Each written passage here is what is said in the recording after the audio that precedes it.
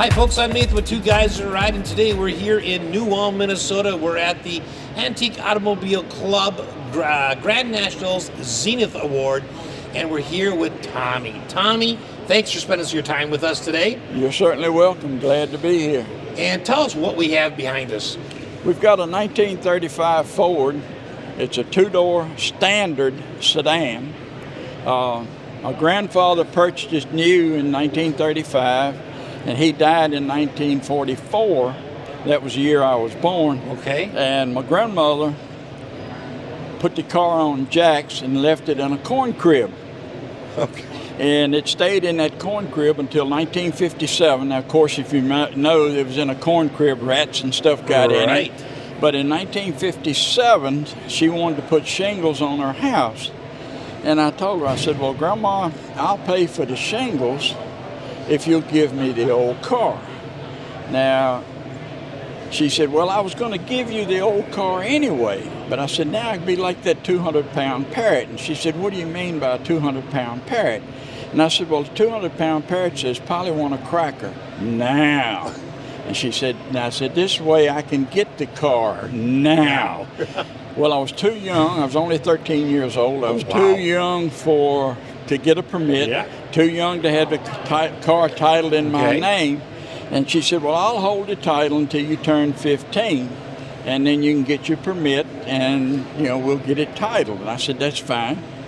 Then I drove it around on the farm. This was my farm car. I learned how to drive in it. And in fact, this is the car you took to your permit test. This is the car I took to get my driver's permit in. Now, just give you an idea of some of the things that Ford thought of in 1935 anyway. The fan sucks air through the radiator and forces it back through this little vent back here. Yep. And you can see a little filter right there. Well, air then goes into the crankcase there, is forced down, and comes out through the breathing tube that's in the front of the block. So in 1935, Ford had positive pressure crankcase ventilation. Doesn't have a PCV valve, but it does have positive pressure crankcase ventilation. It's always amazing the ideas you'd run across on cars that you think, oh, that wasn't invented until this time. You discover it was done much earlier. Well, this one has a locking steering wheel. When you turn the key, it locks the ignition switch up and it locks the steering wheel. So we'll get around and we'll look at that if he wants to see that. Let's finish your story, because we left off where you got in the car, you had your permit, you're using it as you're growing up. So fast forward a couple years, because it wasn't in this condition at that time. No, it was not. Now, I will say this, in the condition that it was in, it was a farm car. I hauled cow feed. Every now and then I'd pick up a dead calf. I'd carry it in the car. And that was during the week. Well, on Friday evening, after all the chores were done, I'd go out, wash the car, clean it up, wax it a little bit, deodorize it because of what I had in the car. And this was my dating car. And one of the ladies that I dated eventually became my wife. And she and I have been married 57 years come October. So the car was successful. The car was very successful. And congratulations on being married 57 years. Well, I thank you. And my daughter teaches school. And one day one of the students came to her, and a little girl came up to her and said, my daddy told me to tell you something to tell your daddy. And my daughter said, yeah, what's that? And she said, well, my daddy said to tell your daddy that my daddy had a crush on your mama. And when Tommy showed up in that 35 Ford, he knew he didn't have a chance. Now, this is a standard. It has one horn, and the horn has a black top. If it was a deluxe, it would have two horns, and the horns would have chrome tops. This is a standard. It has a painted grille. If it was the deluxe, it would have a chrome grille. Okay. So, and then on the interior, It would have a different seats. On the interior, the Deluxe would have a seat with a much deeper pile. Okay. It was mohair. Okay. This is a standard, and this has Bedford cord, and it's cotton. Okay.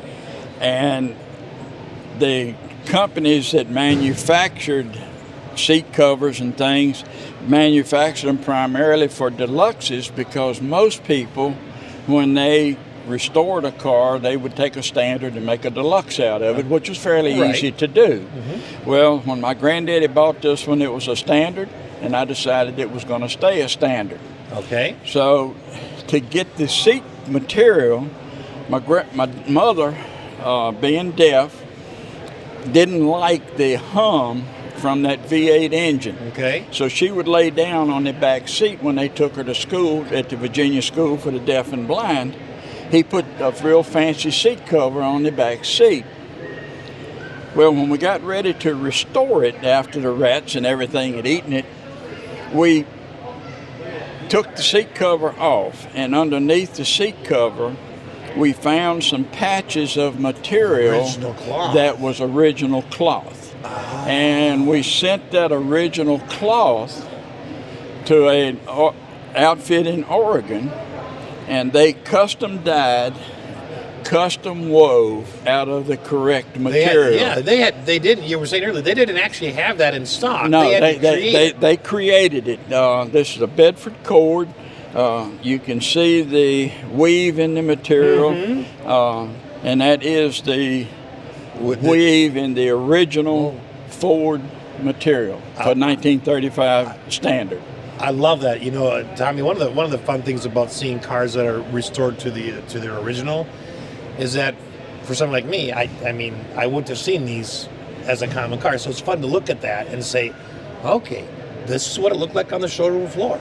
Right. I mean, this hasn't been modified or changed. No. Now, let's talk a little bit about, you had to recreate the door panels, I'm assuming, too. Right, and they took pictures of the original door panel, and they recreated that when they did this, and it's made out of the same material.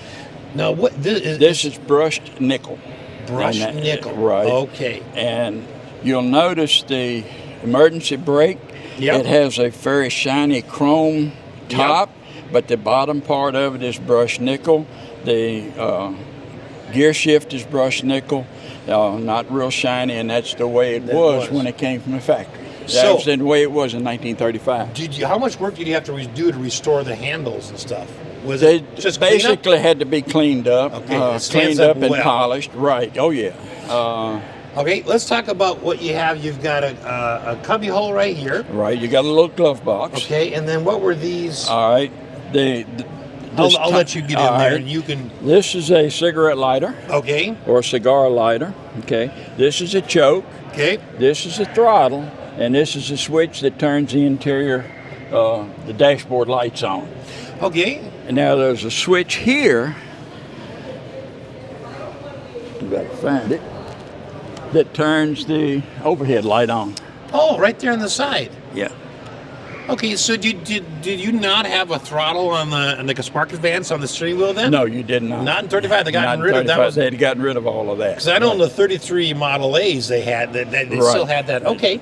Now, I didn't point it out, but the distributor has two caps.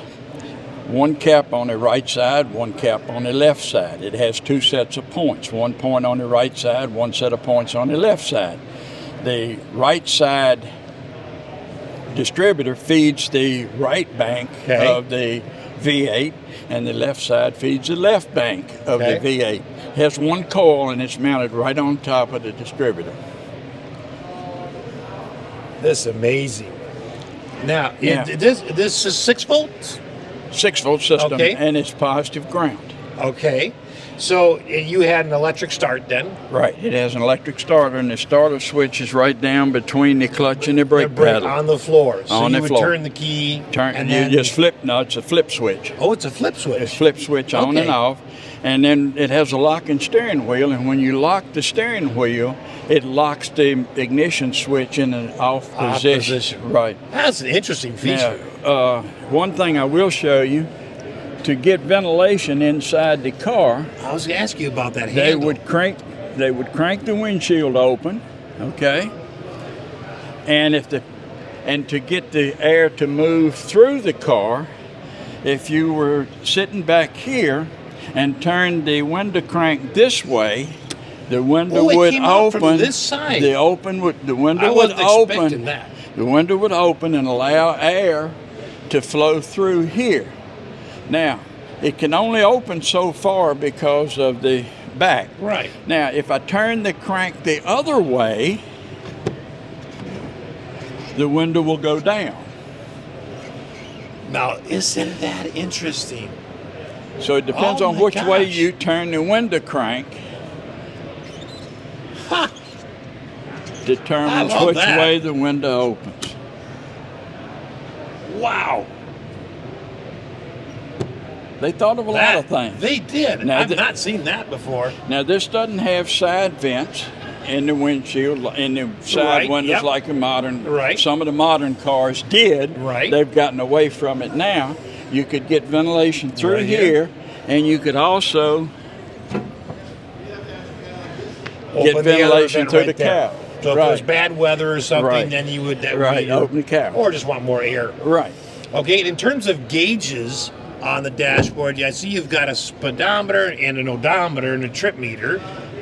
And what was on the far left? On the far left is your oil pressure. Okay. And the fuel gauge. Okay. On the right is temperature and amp meter. Okay, and those are all working? They're all working. Now, the fuel gauge is a liquid gauge. Okay. And as you put fuel in the gas tank, it forces the fluid up into the tube, and that opens or it gives you an idea of how much fuel is in the tank. The temperature gauge is not a needle gauge. Okay. It's a fluid gauge again. It's got red fluid in it, and as the engine gets hot, that fluid raises up inside the gauge to tell you what the temperature of the engine is. Interesting. Oh man, look how much room you had in the back. This has more room. Yeah, like I said, this is my dating car. If that back seat could talk, my wife and I both would be in trouble. But you'll notice this really has more leg room than a modern car does, and then a limousine even has. Absolutely. Tremendous amount of leg room. Over the years, the car had faded to a blue color. The yellow pigment had faded, and the car was turning blue. Okay. My kids all called it the blue car, and I said, no, that car was green. So to get the correct color, when we took the spare tire cover off, on the inside of the spare tire cover, you could see the pristine green paint. Okay. So they ran that through a computer comparator, and it spit out this formula. Now this is what they call, this is the 35 version of Vineyard Green. Okay. So that's how they got the color. Now we were talking earlier about the Deluxe having two horns. Yeah. The Deluxe would have had two tail lights. The Standard only has one tail light. You know, it's so interesting, you know, on cars back then like this, there really wasn't a lot different. I mean, you're not getting a bigger motor, you're not getting a different transmission, you're getting the same seats just covered differently. Right, exactly. So it'd be curious to see how much more those cost and what you got out of those. Well, they were about $50 more. About $50 more. Yeah. Do you know how much brand new this would have cost? Well, Granddaddy paid $575 for it. $575. Cost me that much to replace a tire. Today, yeah. Yes, today. It's just unreal. Now, the gas fill is right here behind the tail light. Behind the tail light, and that's your fill. Was the tank then underneath the back seat here? The tank is underneath. Okay. Now, in 1935, one of the things that Ford did, they moved the back seat forward so that it wouldn't be right over top of the rear axle, so you had a smoother ride. Now, according to the Ford book, the car sitting there with nothing in it, there was exactly the same amount of weight on each of the 4 tires. Really? They balanced the car out so there was the same amount of weight on the 4 tires until you loaded the car, until somebody got in it or whatever. Man, what did you do on these are the original rims, they're just repainted. Right. Okay. I love the hubcaps. In 1935 was the last year for spoked wheels. In 1936, they went to solid tire or solid wheels. Okay. Then 34, 35 had spoked wheels, but in 36 they went to a solid wheel. I like that look. I like that look. Now, we were talking about the temperature gauge a while ago. This is the sending unit for the temperature gauge. It has fluid in it, and so as the engine gets hot, the fluid expands, and that's what makes the gauge goes up. It's amazing how many things they're able to do on just simple physical technology, right? Not computers, right? Oh yeah, there's no. Now, I had this car in Carlisle in the Ford Select group several years ago. Okay. And an individual came up. He had on a dark blue shirt, had his name over here, had a Ford logo over here, and it said service technician. Okay. And I noticed he was really interested in the car, so I opened the doors for him so he could see. Well, he looked under the car, he looked all through the engine compartment, he looked all up under the dash, came to me and says, "Where's the computer for this car?" Now, he's a Ford technician asking where's the computer for this car. In 1935? And I told him, I said, well, this car does have a computer. It's behind your eyes and between your ears. Tommy, thank you so much for sharing your beautiful story of this car and sharing the car itself with us. We sure appreciate it. Well, I thank you for your interest in the car. I appreciate y'all being here and appreciate you being at the Zenith show. Thank you. Thanks for watching.